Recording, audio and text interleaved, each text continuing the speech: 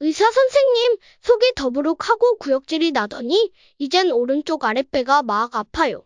당신은 급성 충수돌기염, aka 맹장염에 걸린 겁니다. 당장 수술방으로 갑시다. 머리가 단감? 이게 설명이 단감? 아니, 저 잠깐만요. 생각할 시간 좀. 엉엉엉. 안녕하세요. 닥터담감입니다.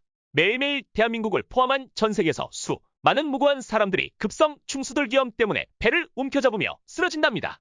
통계상 매년 만 명당 22명이 걸리니까 5천만 국민 중 매일 300명의 환자가 생기는 거죠. 그러면 충수돌기염은 도대체 왜 생기는 것일까요? 내가 가르쳐주지. 우리의 소화기관은 식도, 위, 십이지장, 소장, 대장, 항문 순서로 이어지는데 충수돌기는 대장이 시작되는 상행결장의 끝에 달려 있습니다. 사실 충수돌기는 딱히 중요한 기능도 없습니다. 있으나 없으나 상관없다고 보는 의사들이 많죠. 잉여야, 잉여.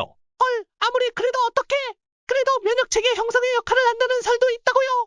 충수돌기가 없다고 면역체계에 이상이 생기고 그러지는 않습니다. 아르르르르. 결국 존재감 없는 충수돌기가 그나마 존재감을 발휘하는 게 바로 염증이 생길 때입니다. 완전 민폐죠. 민폐. 그렇게 골마가다가 신호가 온다. 딸꾹. 실례합. 터져버리고 마는 것이죠. 쯧쯧. 충수돌기가 터지면 뱃속은 이렇게 염증의 도가니로 바뀌어 버립니다. 더러워. 충수돌기염은 보통 매우 좁은 충수돌기 안으로 충수결석이라는 분변석이 굴러 들어가 꼭 끼게 되면서 발생합니다. 아르르르르. 분변석이란 똥에 섞여있는 딱딱한 돌 같은 부분입니다. 어운 냄새. 그래서 결국 더 문제를 일으키기 전에 충수돌기를 잘라버리는 것입니다. 자기만 살겠다고 평생을 함께한 나를 버릴 줄이야. 배신자. 없어도 특별한 문제가 없으니까 충수돌기염이 생겼을 때 거의 항상 수술로 자르게 되는 것입니다. 억울해. 그래도 배를 칼로 여는 건데도 그렇게 쉽게 얘기해도 되는 거니? 뭐 말처럼 쉬운 것은 아니지만 요즘은 표시도 안 나게 감쪽같이 수술합니다. 옛날 개복수술 상처와 요즘의 복강경 수술의 상처 크기가 많이 비교되죠.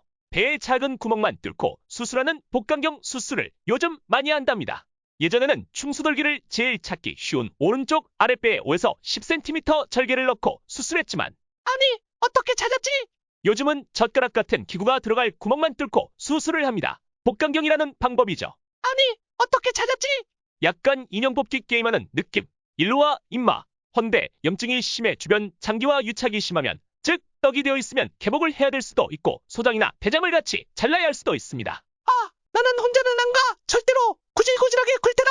결국 어쩔 수 없이 추가적인 장절제를 하기도 해요. SNS가 널리 사용되기 시작하던 시절 트위터에 배 아프다고 올렸더니 팔로워들이 맹장염일 수 있으니 병원 가보라고 조언한 덕에 일찍 수술받았다는 사람의 이야기가 화제였어요. 역시 중요한 것은 염증이 커지기 전에 빨리 병원에 가는 것입니다. 병을 키워서는 좋을 것 없습니다. 아침에 메스꺼리고 토하더니 지금은 오른쪽 아랫배가 아파온다. 이것은 닥터담감이 말한 충수돌기염인가? 그런데 여러분이 꼭 아셔야 하는 것은 충수돌기염의 진단 정확도가 100%가 되는 게 능사가 아니라는 것입니다. 초음파나 CT 같은 진단기계가 없던 시절에는 이른바 손맛으로 진단했다고 하죠. 앞배가 어머머머, 아파요. 아니옵니다. 행이 틀렸나 이놈아. 수술방으로 어여 모셔가거라. 하지만 이제는 초음파와 CT가 대중화되면서 진단율이 매우 좋아졌습니다. 그럼에도 여전히 애매한 경우도 꽤 있습니다. 특히 초기에는 특징이 확 드러나지 않으니까요. 하지만 확실치 않다고 수술 안 하는 것이 능사는 아닙니다. 수술 전 진단도가 85%인 것이 제일 바람직하다고 하는데 이는 과잉과 과소 사이의 균형을 잡기 위함입니다. 아우 아파요. 감쌤, 좀 어떻게 해줘요? 게다가 충수돌기 절제술이 몸에는 큰 부담 없는 수술이라 더더욱 그렇습니다. 충수돌기 따위 없어도 잘 살거든요. 너네들 나 없이 얼마나 잘 사는지 두고 보장. 게다가 비슷한 증상을 보이는 더 위험한 질환들도 무수히 많습니다. 쉽지는 않아도 환자는 의사의 말에 따를 수밖에 없는 입장이기 때문에 의료진은 항상 최선의 결정을 내려줘야 하겠죠. 여러분, 오늘은 닥터담감 첫 번째 에피소드로 급성 충수돌기염에 대해서 알아봤습니다. 모두들 유익하고 재미있게 읽으셨죠? 응?